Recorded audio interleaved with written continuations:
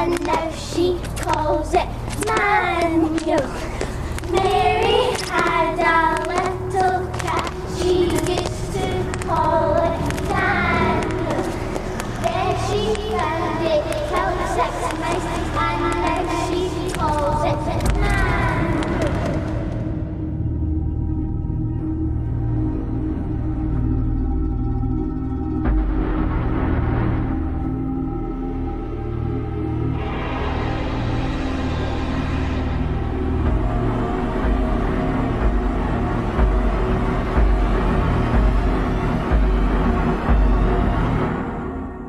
Manuel has been received into Scottish folklore as a figure of horror, revulsion and fear. What on earth made him kill all those people? The business of having the power of life or death over living creatures. Had a superego, looked upon us as lesser beings, really. You're dealing with the works of a madman. And there's no rhyme or reason to the way he behaved. There didn't seem to be any pattern to his killing. He was a monster. There's no two ways about it. He was a monster. He is a paradigm psychopath. He is not from another planet. He is not an alien. He is a psychopath.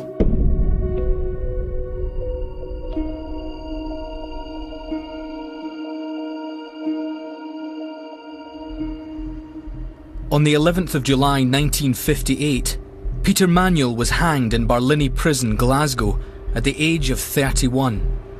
Buried in an unmarked grave, Manuel stood trial for 7 murders, although he later said he killed more. Glasgow and its surrounding areas lived in fear when he was at large. What drove Peter Manuel to kill?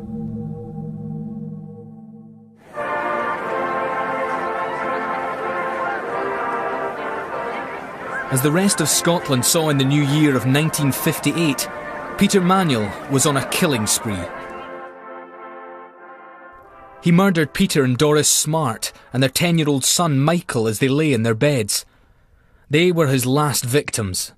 The murders had no apparent motive, and Peter Manuel's murderous rampage has no comparison in modern Scottish history.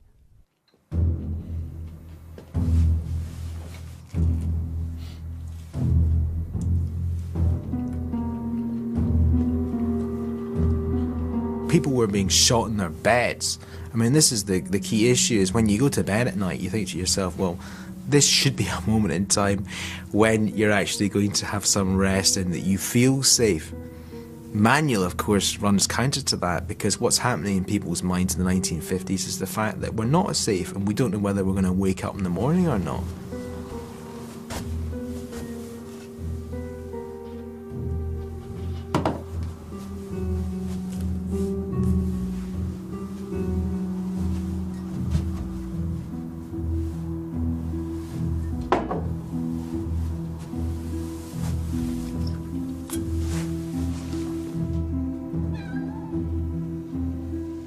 What I think is particularly chilling about all of that is that there was some evidence that he returned to the house after killing the Smarts, fed the cats, and indeed made it some kind of a base, because there was some evidence that he ate in the house, and the whole thing actually beggars belief.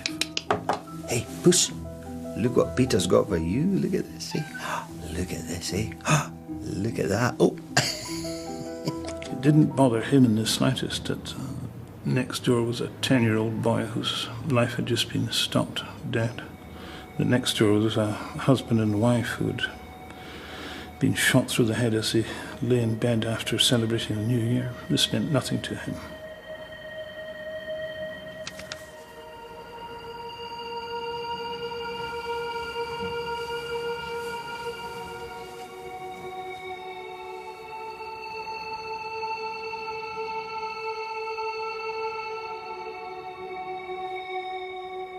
You can have various elements to a psychopathic personality. There's indifference to people's feelings, manipulation, lying, numerous other factors. There's supposed to be about 30, 40 different things, but from the forensic psychiatrists that I've spoken to, what's really fascinating about Manuel is Manuel ticks every box.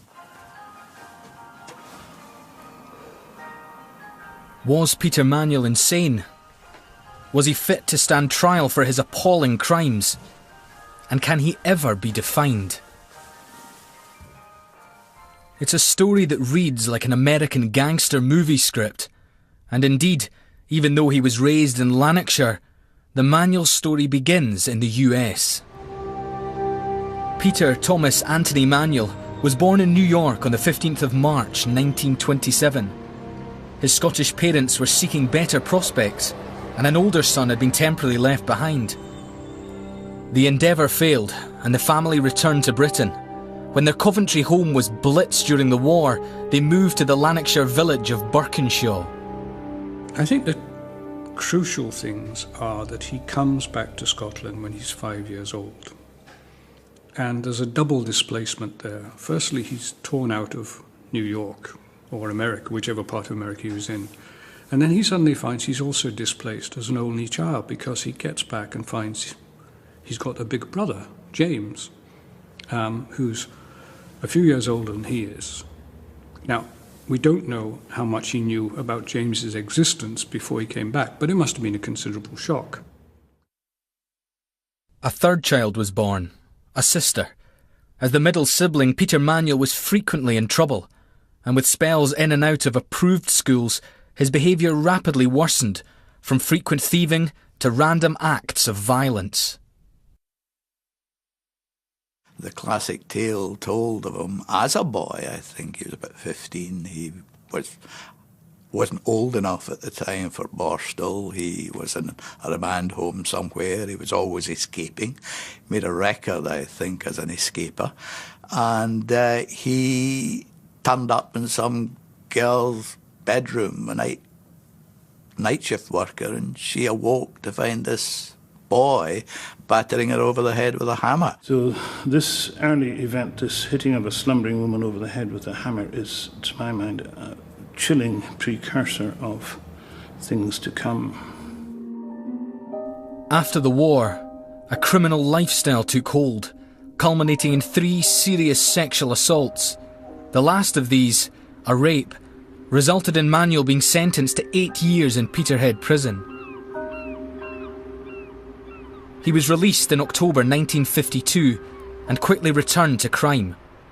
He was marked out as an habitual offender with a reputation for arrogance and a tendency to boast of his crimes. In 1956, Peter Manuel embarked on a killing spree that terrorised Glasgow, Lanarkshire, and eventually the country at large. In 1956, East Kilbride was just beginning its transition from rural village to suburban new town. May McLaughlin lived at Capelrig Farm, soon to be devoured by the development. May and her sisters were friends with young neighbour Anne Nealons. It was New Year 1956. Anne came in looking for my older sisters to see if they would like to go out, and just decided to stay for a wee while. Her dad didn't allow her to wear makeup, so she always put it on when she came into our house. She put her makeup on and decided she wouldn't wait for my sister, she just decided to go down to the village. And that was the last we heard of her.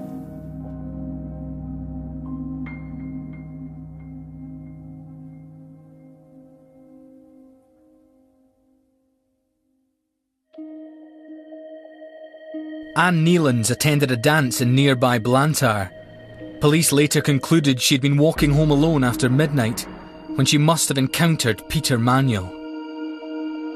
Horribly killed, chased, frightened, struck around the head. Certainly a ferocious attack, and blood and bone and brain matters spattered a long way. She'd been hit over the head with a very heavy blunt object which had actually caved in the top of her skull. You know, it wasn't just a killing, it was attacking someone's face, someone's head, someone's personality, I suppose.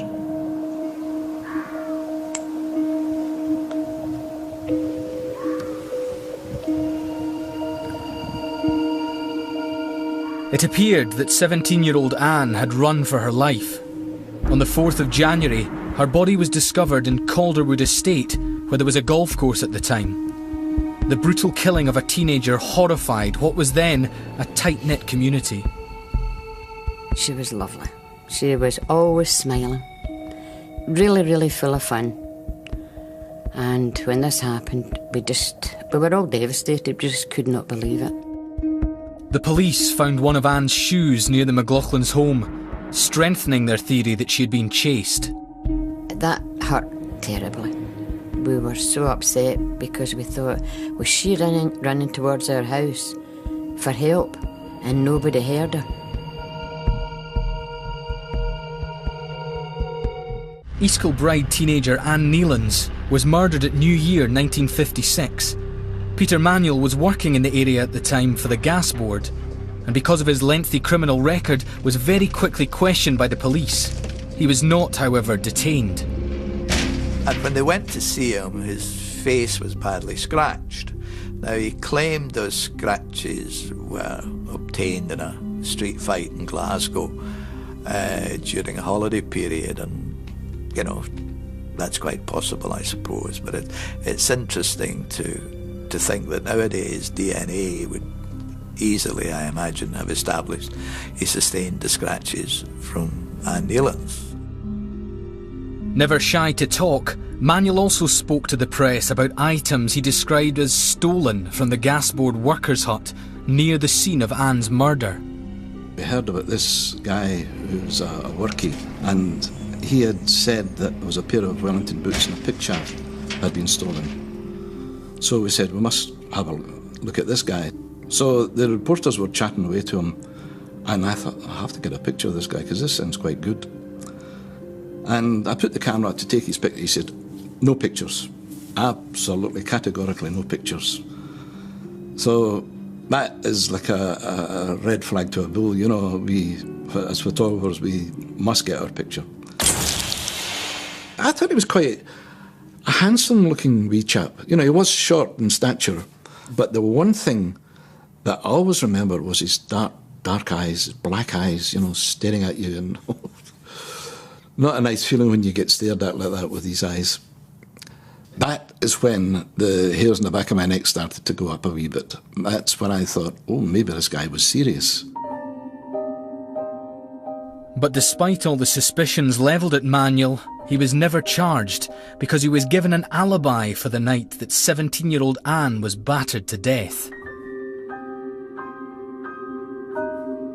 His father gave him an alibi, said he was at home, and it's strongly suggested that his father did destroy blood-stained clothing that his son was wearing at the time. In certain defined circumstances, murder was still a capital offence in Britain. A convicted killer would hang unless the outcome was a verdict of diminished responsibility. But then, as now, psychopathy cannot form the basis for such a plea under Scots law.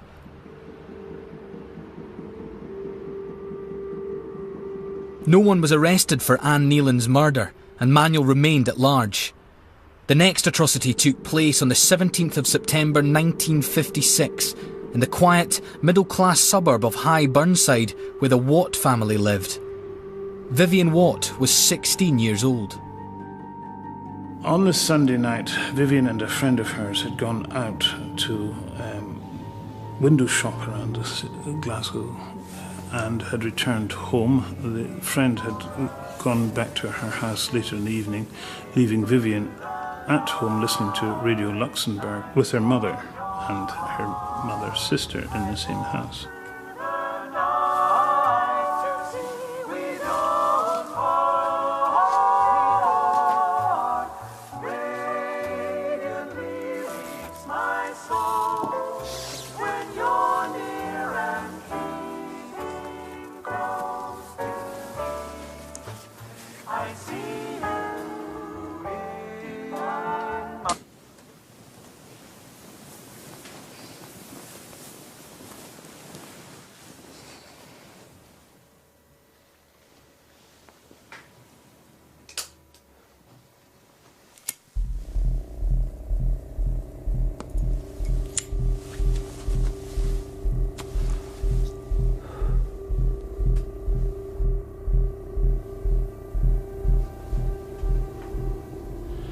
Her room was in turmoil. Her clothing had been removed, torn off her, and her body showed signs of physical violence before she had been shot through the head.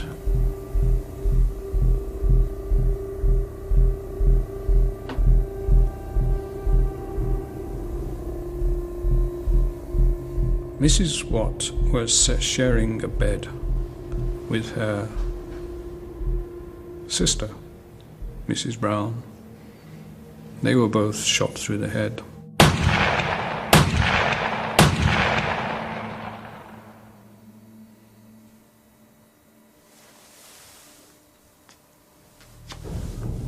Vivian was alive when Manuel left the house, but died shortly after the alarm was raised the following morning.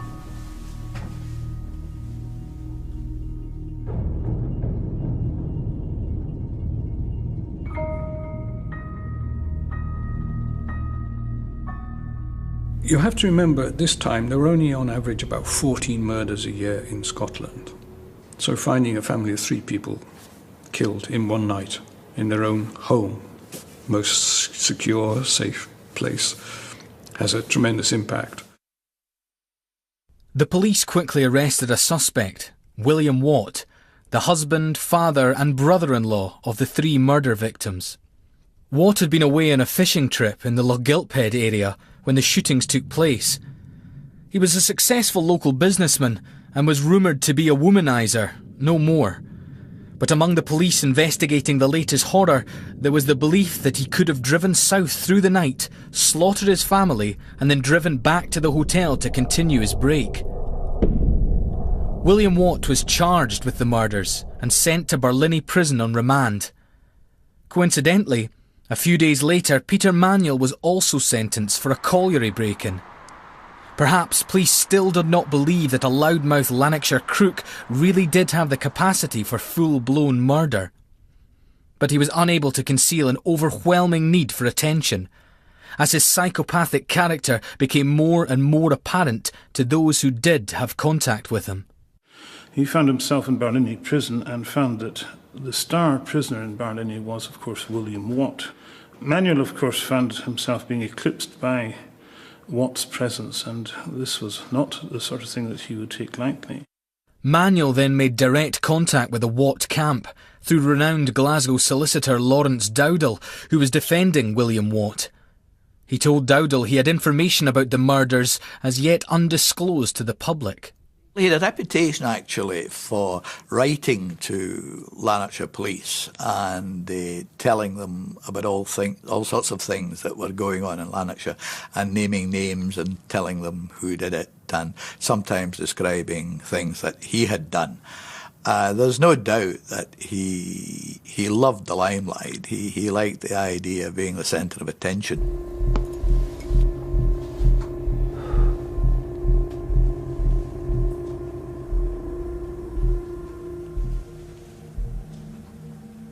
So he writes to Lawrence Dowdall, the solicitor, and says, I can tell you a lot more about this case. And he pushes himself again into the limelight. And he tells Dowdall all sorts of things about the house that Dowdall and everyone else thinks he couldn't have picked up from another party, although Manuel says, I've been told this by the guy who actually did the killings. Put your hands above your head. Yeah. If I find what I'm looking for, Spade, you're dead in the head. Manuel made much play of his American ancestry, and he avidly read American gangster novels. He watched gangster movies. He would dress in pinstripe suits, and he would speak with an American accent.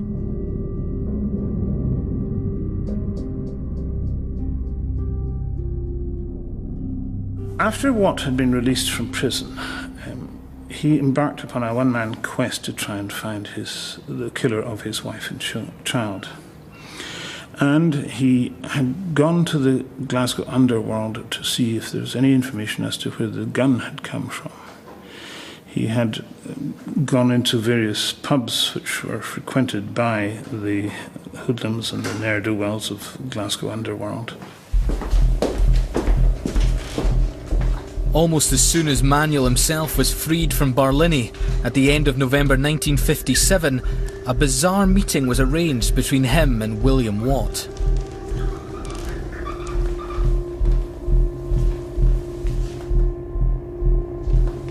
Here is William Watt. His family had been murdered. He's been accused of the murders. He's sat in prison. Public opinion was convinced he had done it. And in those days, people were executed. It was a very, very chilling experience for him. And here he's sitting across a table from the guy whom he is convinced has done it, has killed his family, has put him in that dreadful, life-threatening position. And this fellow is trying to charm him with his knowledge of the case. The narcissistic element of his personality came over. The man seemed to be really quite vain in the way that he presented himself. Good-looking, but a vanity, and a great confidence, and no sense of anxiety about him at all. Let's get this straight, man. It's money you're after, you can forget it. Secondly, if I find out that you have anything to do with the incident at my house, not only will I lay hands on you, I will tear you into tiny little pieces. Don't threaten me. People don't do that with Manuel. I'm not interested in you, you little crook. Just tell me what you know. Look, let's be clear about one thing, William. Can I call you William? I'm not interested in money. I'm here as a friend. The more we learn about Manuel's extraordinary behaviour, the more difficult it is to understand. Some have suggested that he was suffering from a state of epilepsy, which may have contributed to a state of mind that led him to commit his crimes. In March 1958, he was examined by Dr. Gaylor, the distinguished neurologist at Glasgow University. The reports produced subsequently seemed to suggest that there wasn't any evidence of classical epilepsy, but there were evidence of fugue states where, you know, he seemed to be kind of go through memory loss and amnesia. Temporal lobe epilepsy might make him psychotic, but it would not make him a psychopath, even if it existed. And I'm afraid to say that all the medical reports that we have seen indicate that there's no sign of any epilepsy. He told me everything, William. Your wee lassie with her knickers down, and the mess he made of the place. Were you there?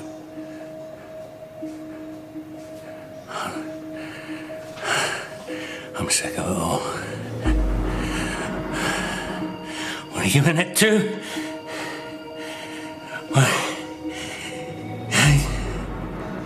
I'm only trying to help, William.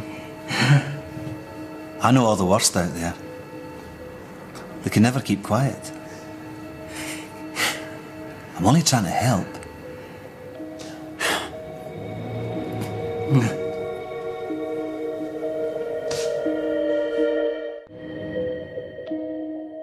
Three days after Christmas 1957, 17-year-old Isabel Cook from Uddingston had a date with her boyfriend Douglas Bryden. I met Isabel Cook at school, and I think it was the 4th year, and she and I appeared to click, and we became very friendly. We used to walk up to school together from the train, and she was a beautiful girl. By common consent, she was one of the top-looking girls in the school. I think you would call her a stoter nowadays. The arrangement was that I would meet her at such and such a time. It was on the main street in Uddingston, and we would go together to the dance. But Isabel didn't turn up, and when she had not come home the following day, her parents reported her missing. The police found her underwear, but there was no trace of Isabel or a body. An extensive search took in the whole of the UK, with growing fears that Isabel's killer had perhaps dumped her in a railway carriage.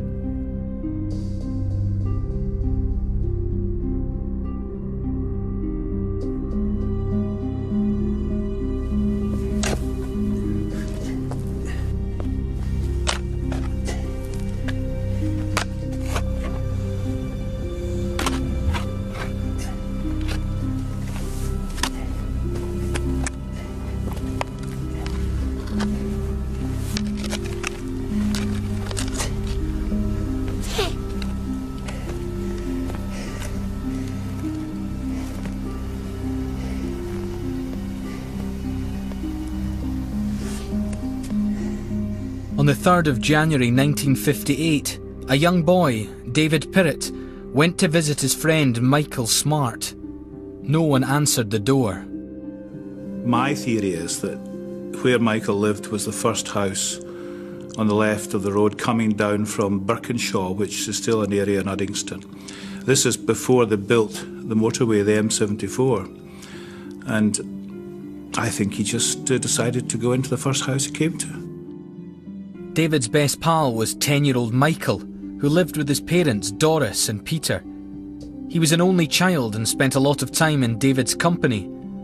Peter Smart was the manager of a civil engineering firm. The family had been planning to visit Doris Smart's parents in the Borders for the new year, but changed their minds and stayed at home for the celebrations instead. Until David called round, neighbours assumed the Smarts had left the house as intended.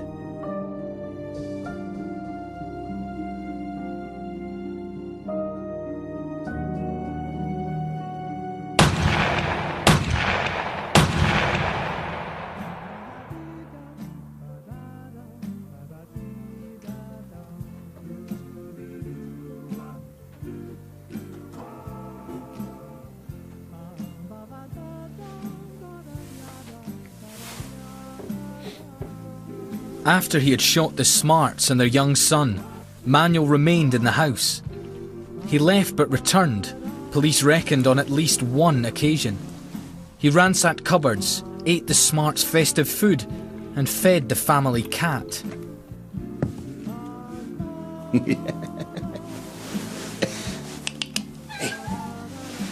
where you going? Hey, where you going? Peter will look after you, won't he? Yes, he will. Look at that, eh? Peter will look after you, won't he? Yes, he will. Young Michael's friend, David Pirrett, realises he probably had a very lucky escape. Well, it's quite foreseeable that I would have been there the night he was murdered. I think it was either the day or 2 days before he was murdered. And I can remember being at his house, and he was an only child, and I had 2 brothers. And I often used to stay the night with him, and I remember him asking me to stay the night. And I phoned my mother to get permission, and she said no, but it wasn't convenient, as far as my mother was concerned, to stay the night. I'd been to the house after the murders had taken place and noticed that the curtains were closed. I went back later one afternoon to find the curtains were now open, but there was never any reply to my ringing of the bell and knocking at the door. So my assumption was that Manuel must have been in the house when I'd gone to the house the first time.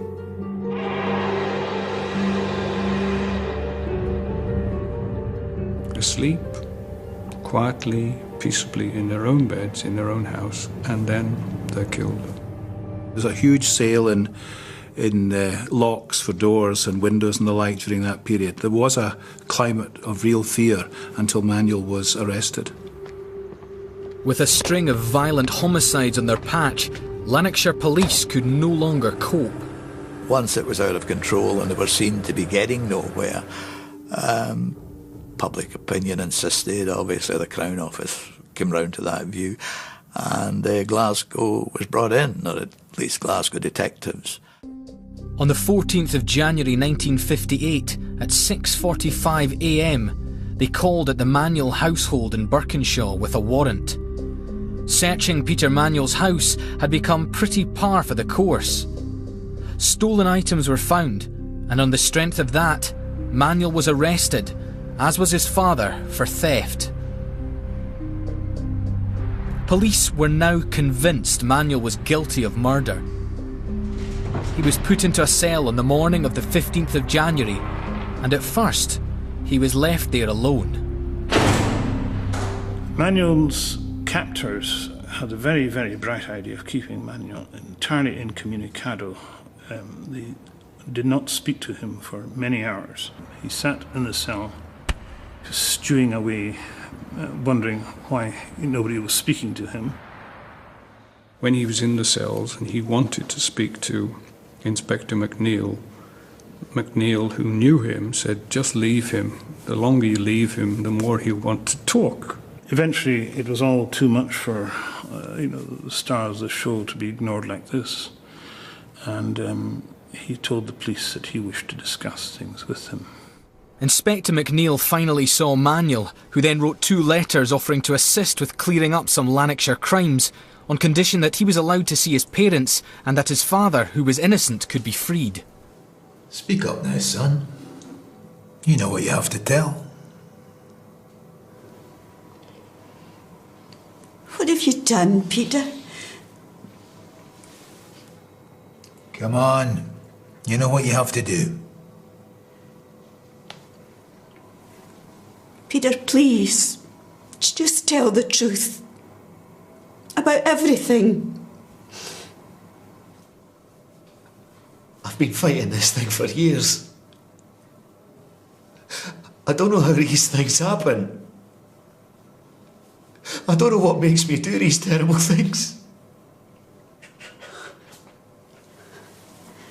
It's okay, Peter. It's over now.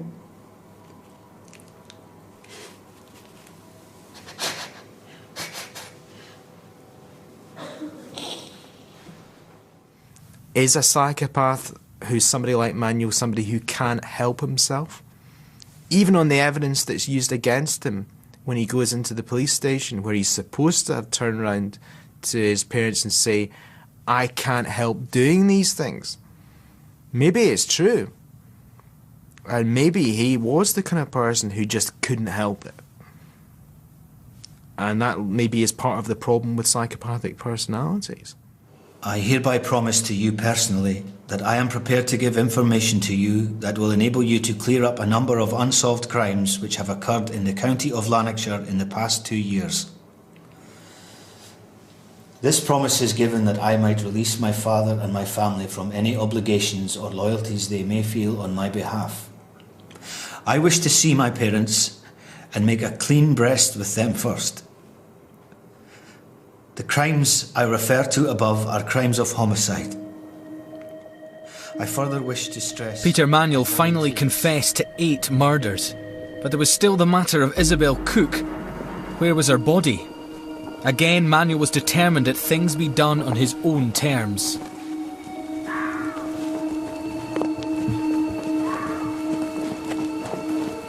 He goes out to try and identify the body, and the story is that eventually he turns around to the policeman and says, I'm standing on her now. Is this another of your tricks? You're not impressing me, Manuel. I don't think you do remember. Well, whether she's here or not, we've got you anyway. It's the end of the road for you and me. It's not been for nothing, sir. Coming here. You know me, I'm just trying to keep you right. You need that, don't you? Look, if you do know where the girl is for once in your life, speak the truth. How long are you going to drag us around? You're just having a laugh. As a matter of fact, I think I'm standing on her right now. Get off of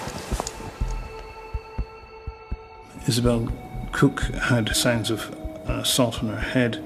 She had in fact been strangled, ultimately by her own brassiere, and her underclothing had been removed.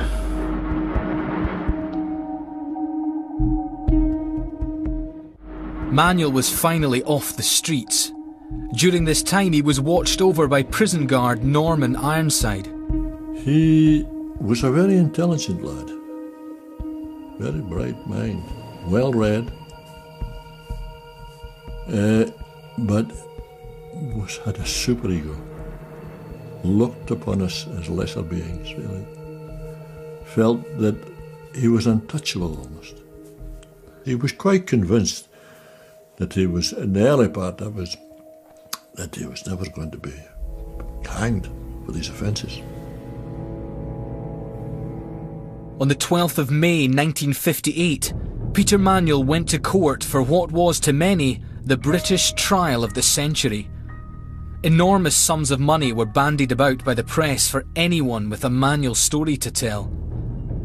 On the 7th day, the defence team moved to have his confession made inadmissible. 10 days into the trial, Manuel dismissed his counsel and began to defend himself. The bid to disregard the confession was turned down. The key moment, I think, was when Lord Cameron decided that his confession could be led in evidence. It really was his own confession with the supporting evidence that did for him. I mean, they had the evidence, he clearly was guilty, but his confession was dynamite. Without the detailed admission he prepared and signed, the outcome may have been different. Physical evidence was scant. Manuel had spent money which was traced to Peter Smart, a clear link to his guilt. But many believe a case would never have been built without it. As the dramatic trial unfolded with Manuel's own life now in the balance, the serial killer's bravado never waned. Justice is in your hands. Justice is in your hands. In finishing, I can only say this. Once he sacked his own counsel,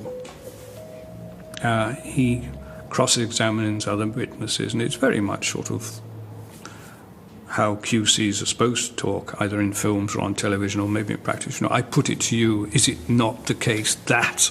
He's got all that sort of patter. In finishing, ladies and gentlemen of the jury, I can only say this. I did not. I have not murdered any of these people. I have no reason to murder any of these people. And regarding William Watt's motive for murdering his wife, I have even less motive than him. There is no reason why I should shoot the woman. She constituted no menace to my life. Alive or dead, she meant nothing to me. No, too harsh. Alive or dead, she made no difference to me. And I would like to point out that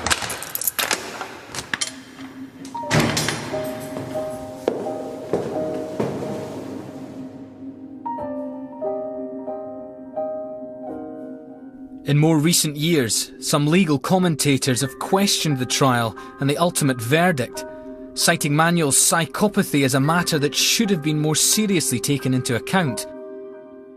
Did Manuel's mental state render him unfit to stand trial? The presiding judge, Lord Cameron, was in no doubt in his instruction to the jury, stating that multiplication of killings is not by itself a fact indicative of weakness of mind, proof of which is essential before you can reach the conclusion that the quality of the crime should be reduced from murder to culpable homicide.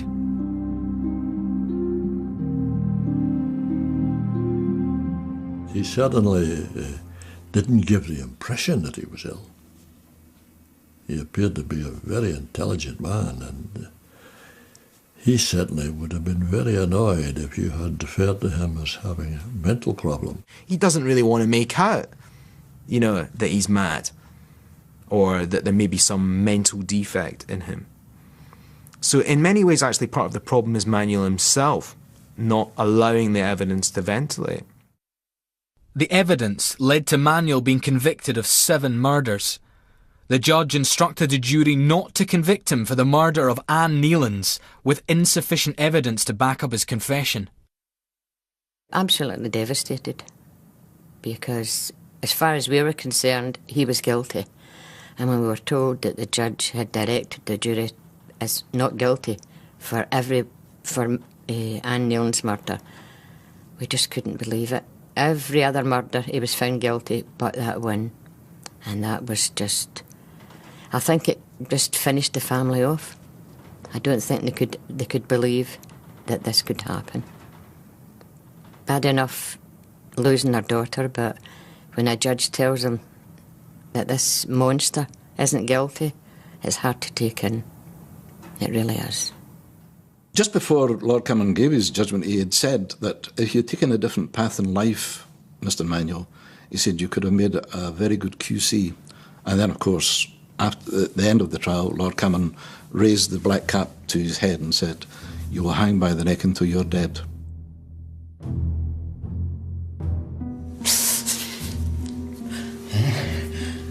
Tough guy, huh? Tough guy, huh? Tough guy. Come on, tough guy. Not so tough now, are you?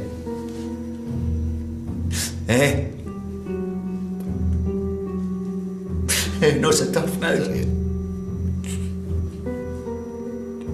Not so... He was seen by 6 or 7 doctors. They all said he was fit to stand trial. And I think that was the key thing. Is it time?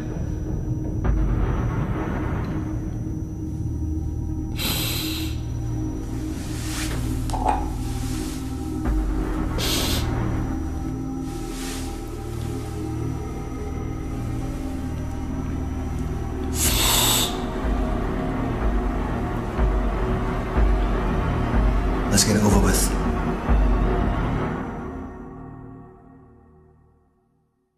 They were at breakfast, of course.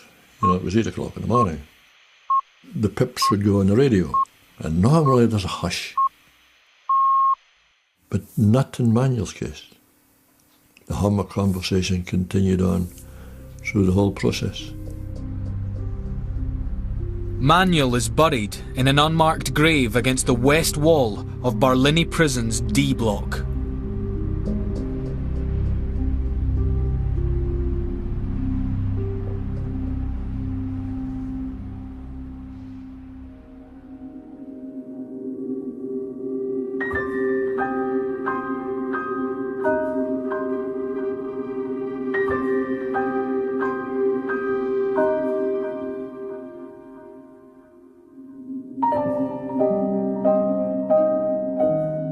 Is he a vindication of the death penalty when it comes to deterrence? I would have thought not, because it didn't deter him from killing, 7 to 8 people, maybe 15. Evil. That's about the one word you could say. An evil, evil man. And I'm sure everyone was glad when he was hanged.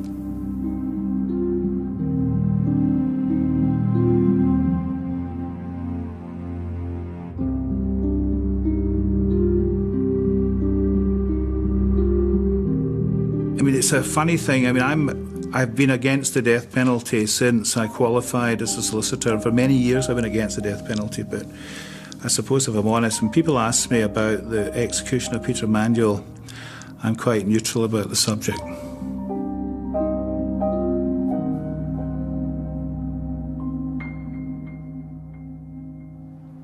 Mary had a little cat, she used to call it Daniel. Then she found it killed 6 mice, and now she calls it Manuel. Mary had a little cat, she used to call it... Don't miss a brand new season of Britain's Underworld, starting on the Costa del Crime this Monday at 8. Next, we explore the mean streets of Glasgow.